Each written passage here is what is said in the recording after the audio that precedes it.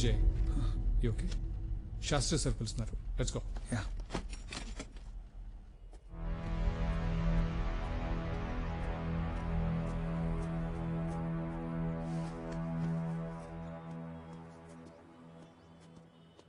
జై కమ్. ఏంటి సార్ అది? కమ్.